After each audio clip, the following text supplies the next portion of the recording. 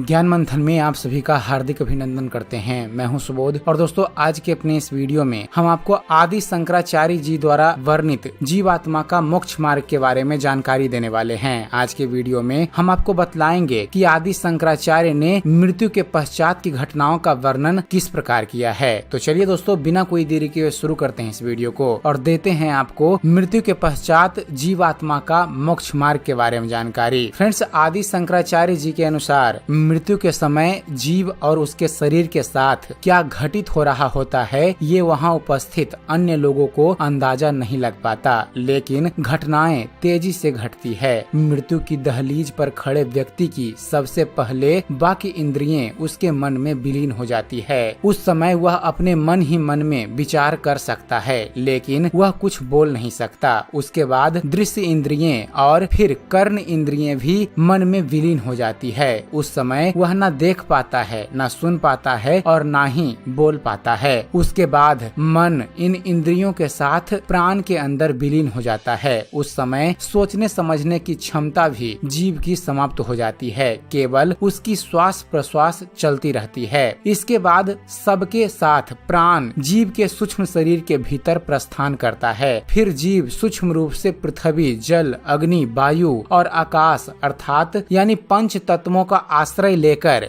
हृदय देश से निकलने वाली 101 नाड़ियों में से किसी एक में प्रवेश करती है। दोस्तों, मनुष्य शरीर में हृदय से कुल 101 नाड़ियां निकलती हैं। मौत के समय जीव इन्हीं में से किसी एक नाड़ी में प्रवेश करके देह त्याग करता है। मोक्ष प्राप्त करने वाला जीव जिस नाड़ी में प्रवेश करता है वह नाड़ी हृदय से मस्तिष्क तक फैली हुई है। फ्रेंड्स, आदि शंकराचार्य जी के अनुसार जो जीव मृत्यु के समय आवागमन के बंधन से मुक्त नहीं हो रहे होते वे जीव किसी दूसरी नाड़ी में प्रवेश करते हैं। जीव जब तक नाड़ी में प्रवेश नहीं करता तब तक ज्ञानी और मूर्ख दोनों की गति एक ही तरह की होती है। नाड़ी में प्रवेश करने के बाद अलग अलग तरह की गतियां हो जाती है जीवों की। फ्रेंड्स, शंकराचार्य जी का कथन है कि जो लोग ब्रह्म विद्या की प्राप्ति करते हैं वे मृत्यु के बाद देह ग्रहण नहीं करते, बल्कि मृत्यु होते ही उनको मोक्ष प्राप्त हो जाता है। श्री रामानुज स्वामी जी का कहना है कि ब्रह्म विद्या की प्राप्ति होने पर भी जीव देवयान पथ में गमन करने के बाद ब्रह्म को प्राप्त हो जाता है और वह फिर इस सांसारिक चक्र से मुक्त होकर उस परमपिता परमेश्वर में विलीन हो जाता है। देवयान पथ के संदर्भ में शंकराचार्य जी ने स्पष्ट रूप में उल्लेख किया है कि जो लोग सगुण ब्रह्म की उपासना करते हैं वे ही देवयान पथ में जाकर सगुण ब्रह्म को प्राप्त होते हैं और जो लोग निर्गुण ब्रह्म की उपासना करके ब्रह्म विद्या प्राप्त करते हैं वे लोग देवयान पथ से नहीं जाते। अग्नि के संयोग से जब स्थूल शरीर नष्ट हो जाता है उस समय सूक्ष्म शरीर नष्ट नहीं हुआ करता। मृत्यु के समय स्थूल शरीर का जो भाग थोड़ा गर्म महसूस होता है वास्तव में उसी स्थान से जीवात्मा अपने सूक्ष्म शरीर के साथ देह त्याग करता है, इसलिए वह स्थान थोड़ा गर्म महसूस होता है। वास्तव में जो ब्रह्म ज्ञान प्राप्त कर लेते हैं उनकी मृत्यु देर रात में हो या दक्षिणायन में हो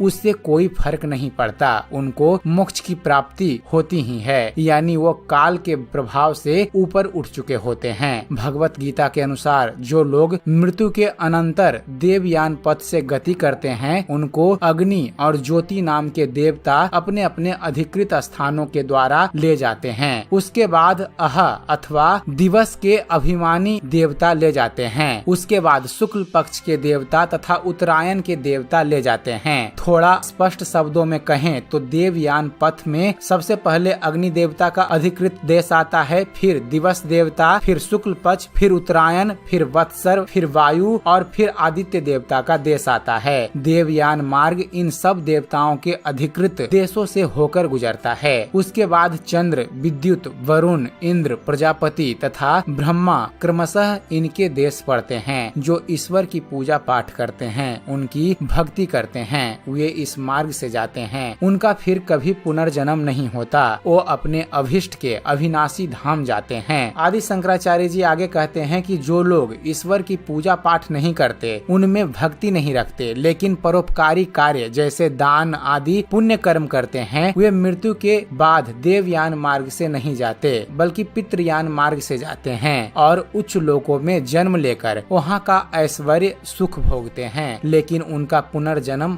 होता है। पितृयान मार्ग से भी चंद्रलोक जाना पड़ता है, लेकिन वो रास्ता थोड़ा अलग होता है। उस पथ पर धूम, रात्रि, कृष्ण पक्ष, दक्षिणायन आदि देवताओं के अधिकृत देश पड़ते हैं, अर्थात ये सब देवता उस जीव को अपने अधिकृत स्थान के मध्य से ले जाते हैं। चंद्रलोक कभी तो बहुत गर्म रहता है और कभी अतिरिक्त शीतल हो जाता है। वहाँ अपने स्थूल शरीर के साथ कोई मनुष्य नहीं रह सकता, लेकिन अपने सूक्ष्म शरीर के साथ अर्थात जो मृत्यु के बाद शरीर मिलता है वह वहाँ चंद्रलोक में रह सकता है। आदि शंकराचार्य जी आगे कहते हैं कि जो ईश्वर की पूजा नहीं करते, परोपकार नहीं करते, जो केवल इंद्रिय सुख भोग में ही अपना पूरा जीवन व्यतीत करते हैं, वे लोग मृत्यु के बाद ना तो देवयान पथ से जाते हैं और ना ही पितृयान पथ से, बल्कि वे कीट पतंग या पशु योनि अर्थात जैसी उनकी आसक्ति या वासना हो उसी में बार बार जन्म लेते हैं और यहीं मरते हैं। जो लोग अत्यधिक पाप करते हैं, निरीह और असहायों को सताने में जिन्हें आनंद आता है, ऐसे नराधमों की गति मृत्यु के बाद निम्न लोकों यानी नरक में होती है। वहाँ ये जिस स्तर का कष्ट दूसरों को दिए होते हैं उसका 10 गुना कष्ट वे वहाँ पाते हैं। विभिन्न प्रकार के नरकों का वर्णन भारतीय पौराणिक ग्रंथों में किया गया है। इनका संक्षिप्त वर्णन रहस्यमयी लेखों के जरिए आदि शंकराचार्य जी ने भी किया है। यद्यपि